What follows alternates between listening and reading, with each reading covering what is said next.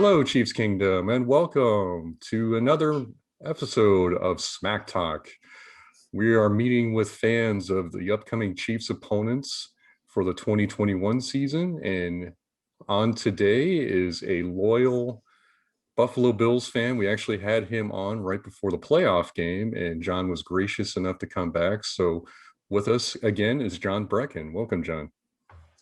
Thanks for having me. I have to start this all off and say congratulations. And I hope my contribution today is more accurate than my prediction for the AFC Championship game. So, but I look at that game for obvious needs that the Bills, have to address because that was. You guys are the ceiling. You guys are the team that we have to try to get past to get to the big one. Yeah. No, so I guess, you got the draft coming up less than a week from now. What do you think the Bills are going to do? And also, what would you like to see them do? Sure. Yeah, no, those are two, different things. Mhm.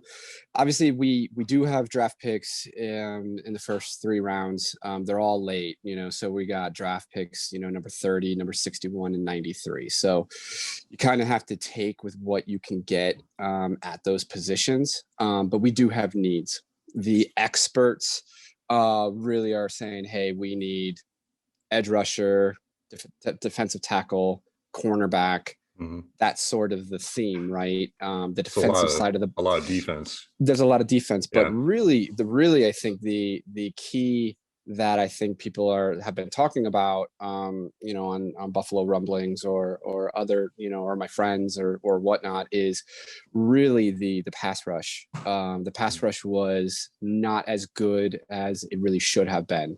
I mean, obviously, we tried to do what Tampa Bay did to you guys, Yeah. and we just couldn't get it done. So I think I think the experts agree that's kind of a major need that needs to get addressed early in the draft, either picks 1 or 2. And so who they go after or how they get that done is still up for debate.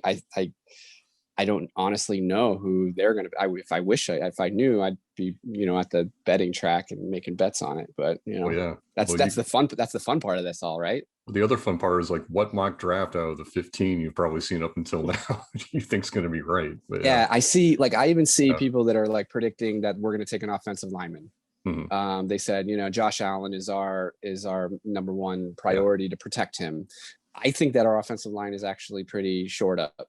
I think we did a really good job. I think at the end of the season, everyone had to shuffle offensive line around a little bit, and we were just the same way. So I think if any of there were gaps at the end of the season, that was purely because people were playing out of position.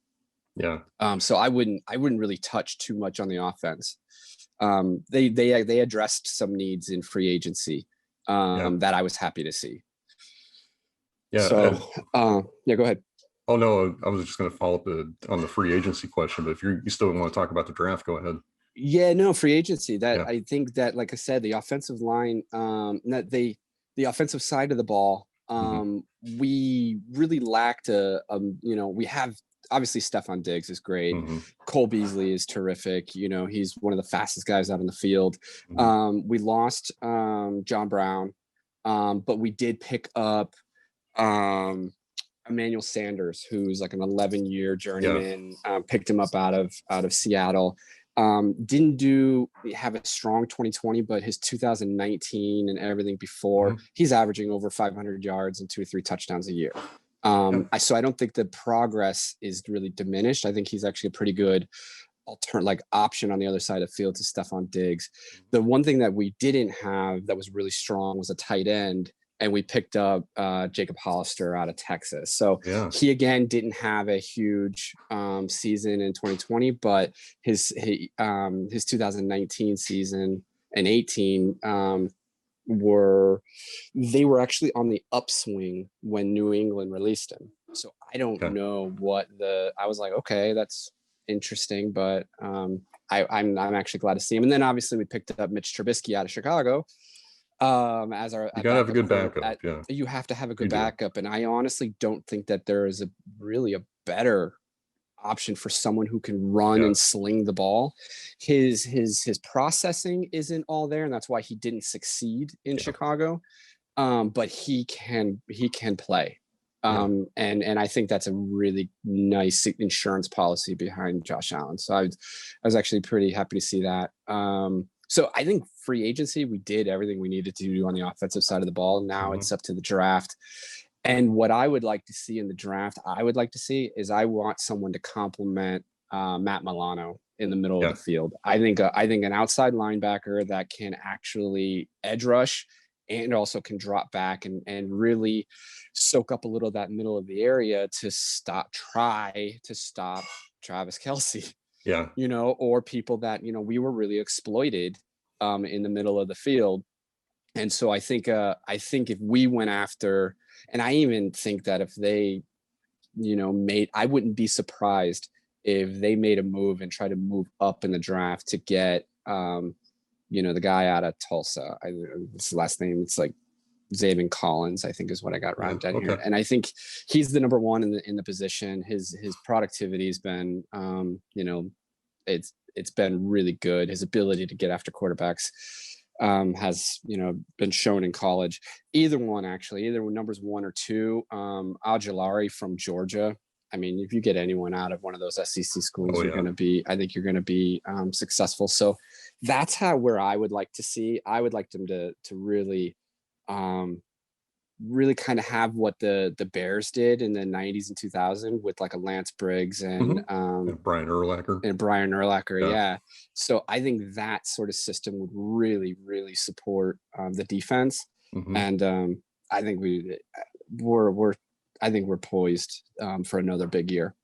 Yeah, I guess you were talking about trying to figure out how to beat the Chiefs. I mean, I think the Bucs definitely laid out probably the perfect storm there. I mean, they caught the Chiefs at the right time on their offensive line, but still, you get a pass rush. You have a linebacker that can stay with Travis Kelce long enough. Yep. So where there's no real outlet for Pat to go to, I mean, that's really the best way to defend him. I was shocked how good the Buccaneers were in the Super Bowl. I was not expecting them to be that efficient, and it was definitely a roadmap for I think any team. If you could be that successful, I was really impressed. Yeah, they outplayed and outcoached the Chiefs in that game. I think it was more surprised by their game plan was much better than Kansas City's. But I thought it was, but we don't have to deal with them until the Super Bowl, or hopefully they don't make it to the Super Bowl. And now it's a matter of, I honestly think that the two people that are talking right now on this podcast are probably, we should be meeting, we should be seeing each other again in the championship. We'll be definitely going through the playoffs against. And so I think we've got two good teams again. And I think the Bills are, again, we're only a couple pieces away. Yeah, no, and you get another year of experience for Josh Allen. He clearly has all the tools. So, I mean, I could see these two teams seeing a lot of each other in the playoffs, the next 5 to 10 years for sure. Yeah, I think, and it'd be a fun rivalry. Oh yeah, I'd like to see this sort of, and I think both systems are establishing, a really solid foundation, doing things through the draft as well, and really having players that are going to be around for a while. I mean, bearing any injuries or anything, I think this is going to be fun. I do too. And you got two coaches from essentially the Bill Walsh coaching tree here. I mean, it's definitely two similar coaches. I mean, obviously McDermott coached in Andy Reid's staff for a while, so it's two fairly similar philosophies, and I think they're both excellent coaches, obviously. No, definitely really good with what's going on in Buffalo, and it's nice to actually have fans back. So that's definitely helped, and a lot of the players that were new, guys like Stephon Diggs, when they got a chance to play in front of fans at the playoffs, they didn't realize how impactful it can be. It makes a difference. And the Bills fan base is, obviously they're incredible. So Yeah, no, I think it's going to be it's going to be a fun one. It's going to be a fun draft. I'm looking forward to something exciting coming out of those first 2 rounds. Yeah. No, it should be, I think what round one's on Thursday and round two's on Friday. So it's like, yeah, 2 whole day events there. But Yeah, yeah. Trying to think if I have it in my calendar. I knew it was like next week, but I was like, I don't yeah, have like time slotted away to actually yeah, I watch. don't either. So I'll have to do that.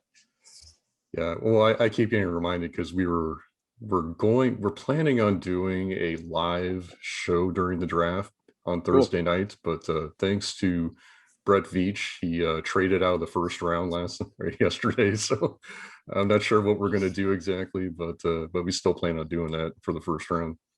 Sure. Yeah, that'd be fun. Yeah. All right, John.